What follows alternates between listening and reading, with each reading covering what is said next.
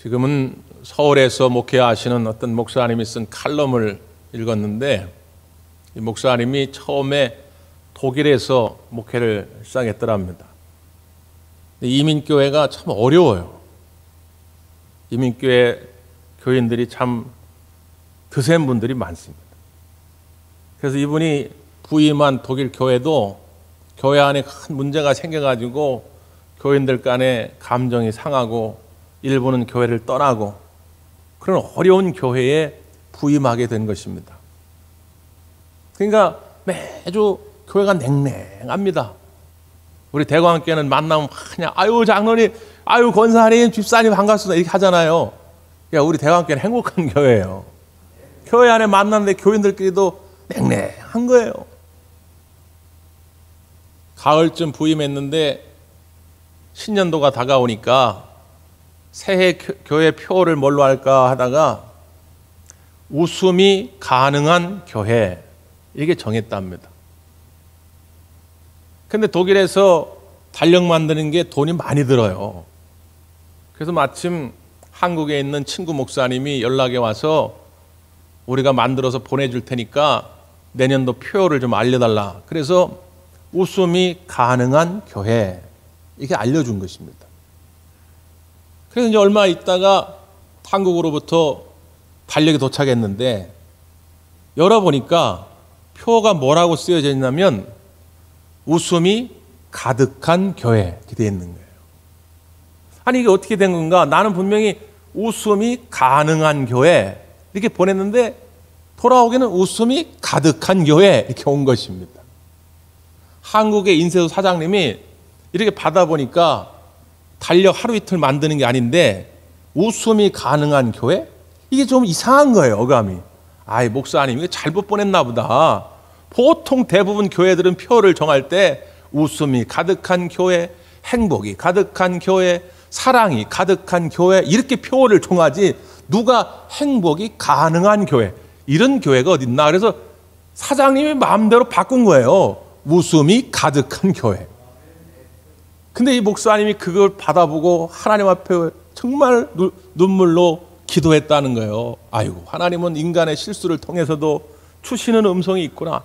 하나님, 이 교회는 그냥 약간이라도 웃음이 가능한 교회였으면 하는 바람이 있었는데 그게 아니라 하나님은 이 교회를 웃음이 가득한 교회로 만들어 줄 줄 믿습니다. 이렇게 기도했다는 거예요. 그 실제로 조금 시간이 흐른 다음에 그렇게 됐다는 거죠. 저는 우리 대광교회도 웃음이 가능한 정도가 아니라 이미 웃음이 가득한 교회인 줄 믿습니다. 이미 사랑과 행복이 가득한 교회인 줄 믿습니다. 오늘 우리가 주 안에 서는 삶 주제를 가지고 시리즈로 말씀을 나누고 있는데 오늘 5번째입니다. 주 안에서 성전이 되어가라. 따라서 해보실까요? 주 안에서 성전이 되어가라. 보통 이제 성전 그러면 구약 시대의 성전을 떠올리게 됩니다. 이스라엘에 있어서 성전은 어디에 있죠?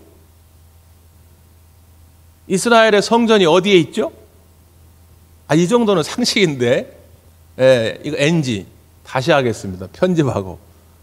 예루살렘이 있어요. 예루살렘. 알았죠? 여러분, 이스라엘의 성전이 어디 있습니까? 그 정도는 아시죠? 예루살렘이 있어요. 예루살렘의 이 성전에 가기 위해서 유대인, 특별히 성인 남자들은 절기 때가 되면은 몇 날 며칠 걸려가지고 이 성전으로 모여듭니다. 옛날에는 뭐 자동차도 없고 기차도 없는데 그냥 이불을 뒤집어 쓰고 옷가지를 뒤집어 쓰고 바리바리 챙겨가지고 몇 날 며칠을 걸어가지고 성전까지 오는 거예요. 왜 옵니까? 예루살렘 성전에 딱 오면 뭐 별거 뭐 있는 것도 아닙니다. 처음에 이제 이렇게 번제단이 있고 조금 더 들어가면 그 제단에서 피가 묻으면 그 피 묻은 손을 씻으라고 물두멍이 있고 그 물두멍을 지나가면 성소가 있고 그 성소 안에 깊이 들어가면 지성소가 있어요. 그 지성소에는 뭐가 있어요? 언약궤, 법궤라 하기도 하고 증거궤라 하기도 하는데 그 언약궤가 있죠. 그게 뭐 전부입니다. 그런데 왜 이렇게 예루살렘 성전을 이스라엘 백성들이 중요시 여긴 겁니까? 솔로몬이 지었기 때문이 아니고요. 거기에 무슨 화려한 어떤 건물이 있어서 아니라 그 성전이 중요했던 이유는 뭡니까? 하나님의 임재가 거기 있었다는 것이죠. 그런데 오늘 사도 바울은 에베소 교회에 오늘 이 말씀을 편지하면서 그 성전의 개념을 한 장소에 국한시키지 않습니다. 그래서 뭐라고 하느냐? 너희들, 곧 에베소 교회 성도들, 너희들이 성전이라는 것입니다. 이 성전의 개념을 신약시대에 더 폭넓게 해석하게 되는 것이죠. 그러면서 성전의 의미가 뭐냐? 22절 한번 보세요. 22절. 시작. 너희도 성령 안에서 하나님이 거하실 처소가 되기 위하여 그리스도 예수 안에서 함께 지어져 가느니라. 아멘. 주 안에서 성전이 되어가고 이렇게 말씀한 다음에 그 성전이 뭐냐? 성령 안에서 하나님이 거하실 처소라는 거예요. 여러분 어떻게 받아들일지 모르겠는데 여러분 심령이 하나님이 거하실 처소 성전인 줄 믿습니다. 특별히 신약 시대에 이것을 어떻게 표현했느냐?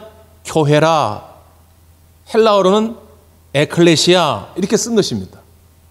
이 에클레시아라고 하는 것은 예루살렘에 있는 성전, 그 어떤 건물, 어떤 장소를 말하는 것이 아니라 예수를 그리스도로 영접한 사람들의 모임, 공동체를 교회라 말하기 시작한 것입니다. 그러니까 여러분들이 예수를 그리스도로 모시고 오늘 이 자리에 모였기 때문에 오늘 이곳이 교회가 된 줄 믿습니다. 물론 우리 대광교회 예배당은 세계 최고죠. 제가 전 세계 나라를 다 돌아다녀 왔는데 전 세계 아름다운 교회를 다 가봤는데 대광교회만은 아름다운 예배당이 없어요. 우리끼리 얘기하니까 또 딴 데 가서 얘기하지 마세요. 싸움 납니다. 네? 근데 여러분, 우리 대광교회 예배당이 아름답기 때문에 여기가 교회가 아닙니다. 여기가 교회인 이유는 여러분이 예수님을 그리스도로 영접하고 예수의 이름으로 우리가 함께 모였기 때문에 이 자리가 교회인 줄 믿습니다. 언제부터 시작된 예화인지는 모르겠는데 우리 한국교회 성도들에게 오래전부터 알려진 예화가 하나 있어요. 그 미국에서 백인과 흑인들 간의 갈등이 심했던 때 얘기입니다. 한 흑인이 교회에 가서 예배를 드리고 싶은데 그 교회는 백인들만 모이는 교회였어요. 그 교회에 들어가려고 그러니까 교회 앞에서 관리인이 당신은 흑인이기 때문에 여기 들어올 수 없습니다. 못 들어오게 한 것이죠. 그래가지고 교회 그 문 앞에서 이 흑인이 엉엉 울고 있는 것입니다. 그때 예수님이 이 흑인에게 찾아온 것이죠. 사랑하는 아들아, 왜 울고 있냐? 예수님, 난 저 교회 가서 예배 드리고 싶은데 내가 흑인이라고 사람들이 못 들어가게 합니다. 그러니까 예수님께서 슬퍼하지 마라. 나도 저기에 지금 못 들어가고 있다. 여러분, 예수님이 들어가지 못하는 교회가 무슨 교회입니까?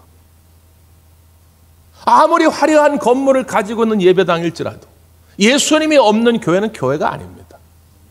그곳에 수천 명, 수만 명이 모였을지라도 예수님이 없는 교회는 교회가 아닙니다. 반대로 옛날 우리 100여 년 전 믿음의 선진들이 그 초가집에다가 이런 과일 상자 다 쓰러져 가는 거 하나 만들어가지고 그걸 강대상에다 만들어 놓고 옛날에 이런 피아노가 어디 있습니까? 그냥 박수 쳐가면서 두세 사람이 모여서 찬송하고 예배할 때 거기에 예수님이 함께 하시면 그것이 가장 아름다운 교회인 줄 믿습니다. 우리 대광교회는 그런 교회가 돼야 됩니다. 그러면 어떻게 하면 내 안에 그리고 우리 모임 가운데 예수님이 거하실까요? 요한복음 6장에 보면 예수님께서 보리떡 5개와 물고기 2마리를 가지고 5천 명 이상을 먹이신 기적의 이야기가 나옵니다. 예수님이 그 기적을 괜히 일으키신 것이 아닙니다. 그 기적을 통해서 제자들에게, 많은 사람들에게 주고자 하는 메시지가 있었죠. 그래서 오병이의 기적 다음에 나오는 메시지는 뭐냐? 생명의 떡에 관한 말씀입니다. 예수님이 이렇게 말씀하시죠. 요한복음 6장 55절 이하의 말씀인데요. 내 살은 참된 양식이요 내 피는 참된 음료로다. 내 살을 먹고 내 피를 마시는 자는 내 안에 거하고 나도 그의 안에 거하나니, 이렇게 되어 있습니다. 어떤 사람이 예수님 안에 거하고 예수님이 내 안에 거한다고요? 예수님의 살을 먹고 예수님의 피를 마시는 거예요. 예수님의 살은 신령한 양식이요 생명의 양식이 되고, 예수님의 피는 신령한 음료요 생명의 음료라는 거예요. 여러분, 이게 무슨 말입니까? 아니, 우리가 식인종도 아니고 어떻게 예수님의 살을 뜯어먹고 예수님의 피를 빨아먹습니까? 우리가 흡혈귀도 아니고. 그 말씀의 의미가 뭐예요? 십자가에서 나의 죄를 위해서 살이 찢기우시고 피를 다 내어 쏟아 주셨는데, 그 보혈의 은혜, 그 보혈의 능력을 믿음으로 영접할 때 그것이 바로 예수님의 살을 먹는 것이고 예수님의 피를 마시는 거다, 그 말이에요. 그래서 그 십자가의 은혜, 그 보혈의 능력을 내가 믿음으로 받아들일 때 예수님이 내 안에 거하시고 내가 예수님 안에 거하게 되는 줄 믿습니다. 좀 더 쉽게 풀어 이야기하면 교회다움은 어디서 나오느냐? 바로 이 십자가의 은혜를 인정하는 것입니다. 이 보혈의 능력만을 인정하는 거예요. 예를 들어서 두세 사람이 모였는데 그냥 하는 이야기가 세상 자랑, 돈 자랑, 권세 자랑, 아니 심지어 예수님의 이름으로 모였다고는 하는데 십자가의 은혜, 십자가의 능력은 뒤로 한 채, 야, 우리가 뭐 하면 더 신령해질까? 더 구원받을까? 어떤 율법적인 행함이 없을까? 야, 이렇게 하면 될까? 아마 이런 것만 논의하다가 은혜의 감격이 없는 거예요. 그건 십자가에 달리신 예수님의 은혜를 무시해버리는 것이죠. 여러분, 우리가 무슨 재주로, 무슨 능력으로 구원함을 받겠습니까? 오직 나를 위해 죽으신 그 십자가의 은혜만이 나를 영생에 이르게 한 줄 믿습니다. 근데 이렇게 이야기를 하면 여러분처럼 아멘 하면 좋은데, 그 말씀을 듣고 있던 많은 사람들이, 야, 이게 뭔 얘기야? 우리 보러 살을 뜯어 먹으라는 거야? 뭐야? 피를 빨아먹으라는 거야? 뭐야? 이해가 안 되는 것이죠. 성경을 이렇게 소개합니다. 제자 중 여럿이 듣고 말하되 이 말씀은 어렵도다. 누가 들을 수 있느냐 한데, 그때부터 그의 제자 중에서 많은 사람이 떠나가고 다시 그와 함께 다니지 아니하더라. 여러분, 여기서 제자라는 말에 우리가 조금 집중을 해야 됩니다. 보통 성경에 소개할 때 예수님이 가시는 곳마다 사람들이 막 따라다녔거든요. 그때는 뭐라고 표현하냐면 무리가, 이렇게 돼 있어요. 무리가 예수님을 따르더라, 무리가 예수님을 떠나더라, 이렇게 말합니다. 근데 이 요한복음 6장에서는 무리라는 표현을 쓰지 않고 뭐라고 그랬어요? 제자가. 이미 제자가 됐다는 거예요. 이미 나는 예수님을 따르겠다고, 예수님만이 나의 삶의 주인이라고 고백했다는 것입니다. 그런데 그 십자가의 은혜의 신비를 깨닫지 못하는 거예요. 그 십자가의 은혜 말고 뭔가 다른 게 없을까 찾아 헤매는 거예요. 그때 예수님께서 12 제자에게 묻습니다. 너희도 떠나려느냐? 너희도 저 사람들처럼 떠나려느냐? 그때 베드로가 대답합니다. 주여, 영생의 말씀이 주께 있사오니 우리가 어디로 가겠나이까?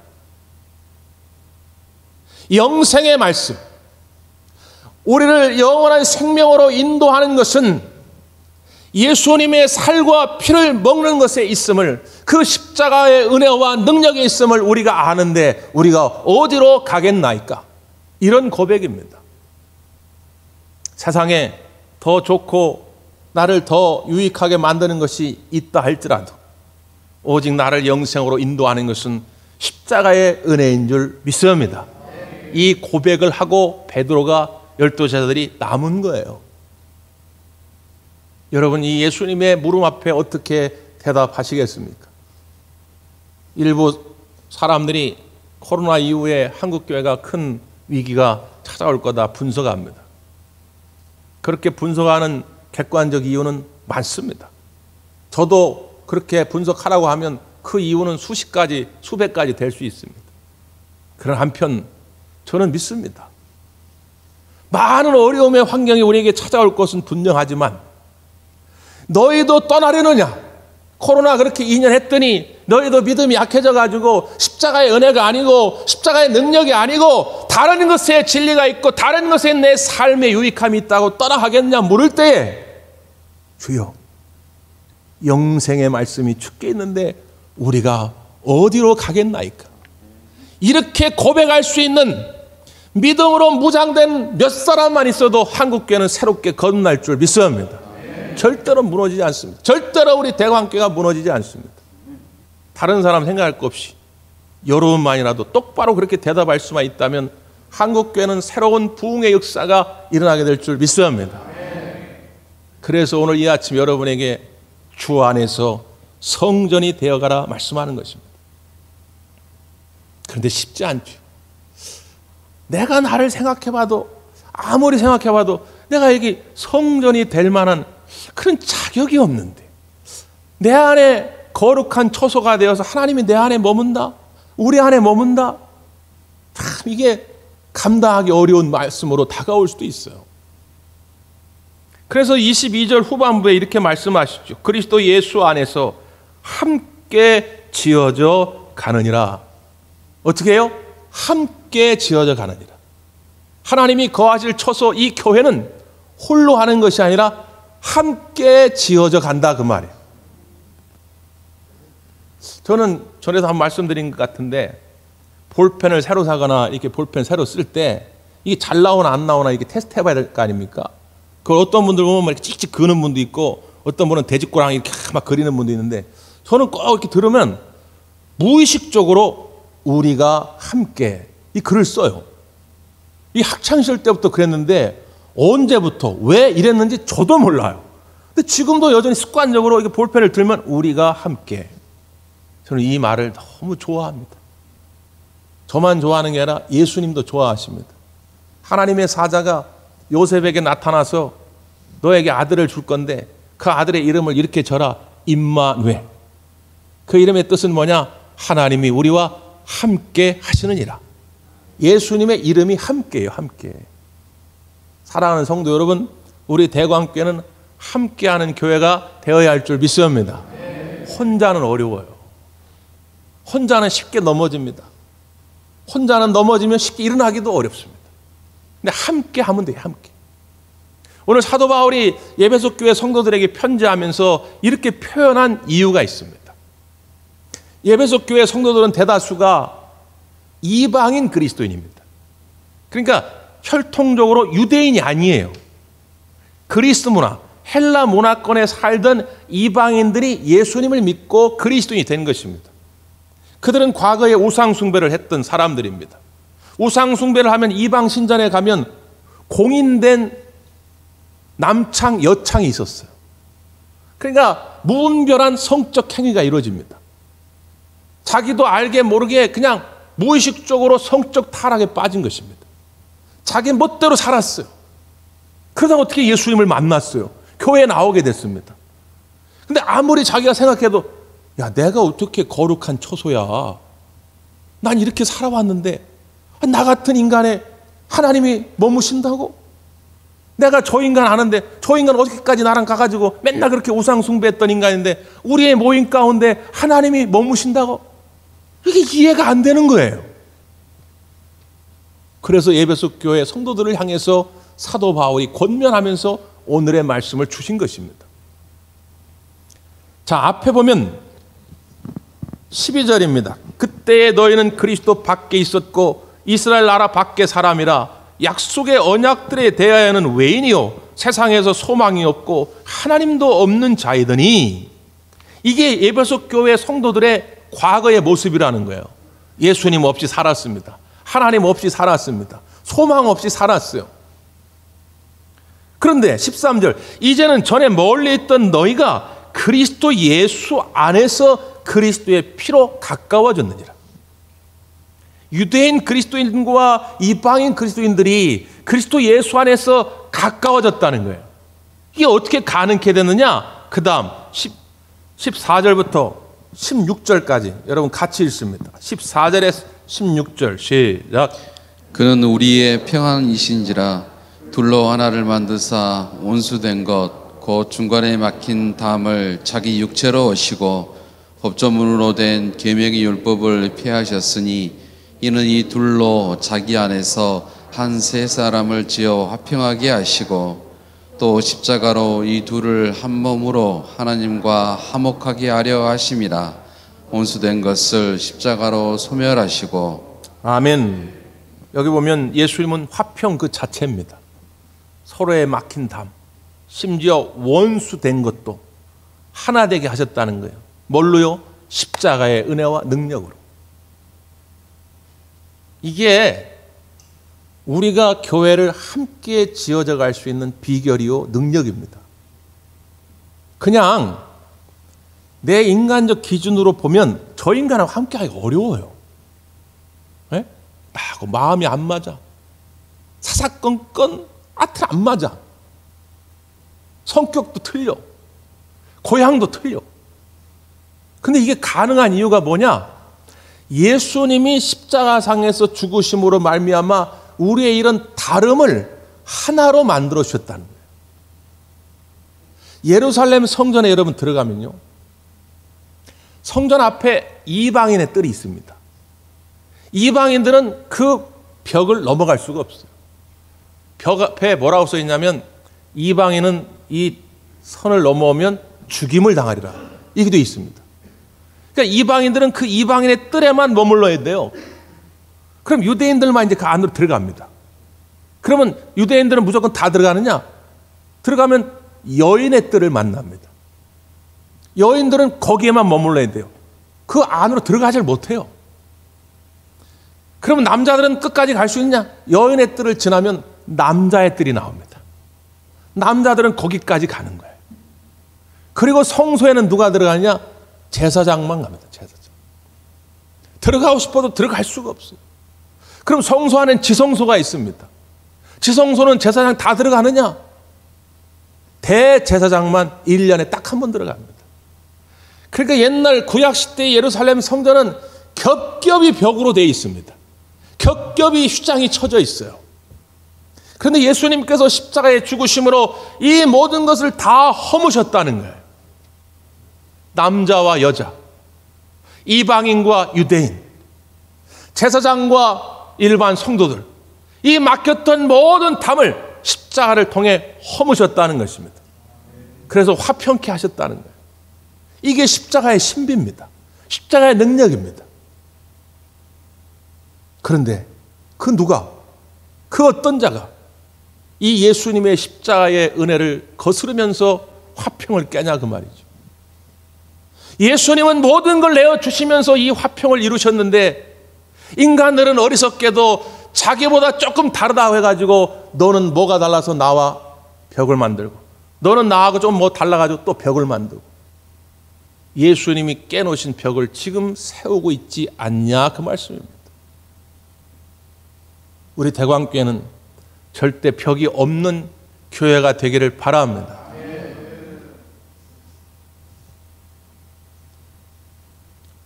작년 여름에 미국 캘리포니아에 큰 산불이 났죠. 오랫동안 산불이 이어져서 많은 인명피해, 재산피해가 있었는데 그 캘리포니아에 레드우드 국립공원이 있습니다. 레드우드, 그러니까 우리말로 하면 삼나무인데 삼나무. 이게 100년이 넘은 국립공원이에요. 1902년도에 개장한 국립공원인데 이 삼나무에 국립공원에 산불이 들이닥쳐가지고 거기가 쑥대밭이 될 거라고 많은 사람들이 걱정을 했어요. 근데 산불을 진압하고 보니까 이 삼나무들이 멀쩡한 것입니다.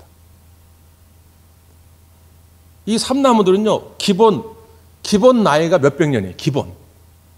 그리고 그 국립공원의 최고령 나이가 2000년이 넘어 2000년. 보통 우리가 큰 나무가 한 2, 30m 되면 큰 나무라고 그러는데 거기는 기본 100m입니다. 큰 나무들은 130m가 돼요. 껍질이 오랫동안 단단하게 굳어져 가지고 산불이 났는데 불이 안 붙은 거예요. 지난 2000년이 넘게 수많은 비바람을 만났는데 이 나무들이 쓰러지지 않고 130m를 자랍니다. 궁금하잖아요. 이 전문가들이 땅을 파보죠. 보통 예상하건대 나무가 2, 30m 자라려면 뿌리가 두껍게 그리고 깊이 박혀 있습니다. 근데 그 땅을 팠더니 이 삼나무들은 뿌리가 그렇게 두껍지도 않고 그렇게 깊이 들어가 있지도 않더라는 거예요. 그런데 어떻게 이게 100m가 넘는 큰 나무들이 이렇게 2000년 가까이를 버텨냈을까? 그들은 그 뿌리를 옆으로 뻗기를 시작하는데 그 주변에 있는 수십 그루의 나무들과 이 뿌리를 서로 얽히고 설키게 연결하고 있더라는 것입니다. 마치 사람들이 손을 꽉 붙잡고 야, 우리 떨어지면 안 돼. 우리 넘어지면 안 된다. 서로 붙들어주자. 서로 이렇게 세워주자. 마치 그런 것처럼 그 뿌리와 뿌리들이 그렇게 자꾸 붙들고 있어가지고 그 오랜 세월을 버텨냈다는 것입니다. 함께 하면 가능합니다. 나 한 사람은 많이 부족하죠. 우리 대광교회 많이 부족하기 때문에 하나님이 함께 하라고 내 믿음의 식구들을 옆에 짝지어 주신 줄 믿습니다. 코로나로 말미암아서 대면의 기회가 줄어들다 보니까 우리의 마음도 약간씩 멀어지는 것이 사실입니다. 관심이 식어지는 것도 사실입니다. 그러다 보니까 어떤 분들은 물론 끝까지 믿음을 잘 지키는 분도 있지만 믿음이 연약하여서 조금씩 쓰러져 가는 분도 있을 수 있습니다. 그러나 우리가 함께 하라고 붙들어 주라고 하나님이 우리를 짝지어 주셨으니까 다시 한번 관심과 사랑으로 기도해 주기를 부탁을 드립니다. 그래서 오늘 말씀 가운데 보면 교회가 어떤 곳인지를 정확하게 정의를 내려줍니다. 자, 마지막 19절 20절 말씀 함께 읽죠. 시작. 그러므로 이제부터 너희는 외인도 아니요 나그네도 아니요 오직 성도들과 동일한 시민이요 하나님의 권속이라. 너희는 사도들과 선지자들의 터위 위에 세우심을 입은 자라. 그리스도 예수께서 친히 모퉁이 돌이 되셨느니라. 아멘. 에베소 교회 성도들 향해서 너희들은 이제 하나님의 권속이라. 권속이라는 말은 한 가족이라는 뜻이죠. 아브라함의 자손에게만 하나님의 축복이 약속된 것이 아니라 너희도 이제는 하나님 안에서 한 가족이 되었기 때문에 그 하나님의 축복의 약속을 받을 주인공이 되었다는 것입니다. 그게 어떻게 가능했느냐? 예수님이 모퉁이 돌이 되었다는 거예요. 이스라엘 사람들은 건물을 처음 지을 때 기초석으로 모퉁이 돌을 세웁니다. 그 모퉁이 돌을 기준으로 해가지고 우측 좌측을 연결해 갑니다. 우측 좌측 벽돌이 이 모퉁이 돌에 맞아서 건물이 지어져 가는 것이죠. 우리 대광교회도 하나님이 한 가족으로 짝지어 주셨습니다. 가족 공동체가 기업이나 정당이나 학교나 이런 거 다른 이유가 뭡니까? 기업은 철저히 이윤을 추구합니다. 이윤에 맞지 않으면 해고도예요. 정당이라는 게 뭡니까? 자기 주장만 내세우죠. 요즘 대통령 선거 앞두고 여당은 여당대로 야당은 야당대로 그냥 목소리 높여 자기 주장을 내세우는 거예요. 왜? 그렇게 해가지고 자기 주장을 많은 국민들이 받아들이게 하는 거죠. 근데 교회는 그런 기업이나 그런 정당, 정치 조직이 아닙니다. 교회는 가족 공동체란 말이죠. 이해해주고 용납해주고 일으켜 세워주고 남의 이야기를 들어주고 이런 것이 가족 공동체인 줄 믿습니다. 우리 아들이 옛날에 보행기 타고 말이죠. 거짓말 좀 못해가지고 100m를 10초에 뛰었어요. 10초에. 제가 이렇게 들어오면요. 우리 정병이가 보행기 타고 따다다다 뛰는데 내가 그때부터 축구를 잘할 줄 알았어요. 그래가지고 이제 됐고 나가지고 보행기에서 이렇게 내려가지고 세워놓잖아요. 걸어가는 줄 아십니까? 가다 쓰러지고 가다 쓰러집니다. 그러나 그걸 보고 어떤 아비가 너는 왜 걷지도 못하느냐? 너 보행기 의지하지 못하면 걷지도 못해? 그런 아비가 어디 있습니까? 또 이렇게 세워주고 또 이렇게 세워주고 또 기다려주고, 그게 아비의 마음 아닙니까? 이제 코로나 거의 끝나가면서 위드 코로나 시대가 다가옵니다. 여러분 모두가 영적 아비의 마음을 갖기를 원합니다. 그래서 우리 서로 일으켜 세워주면서 우리 대광교회를 새롭게 부흥시켜 갈 수 있게 되기를 간절히 바랍니다. 기도하겠습니다.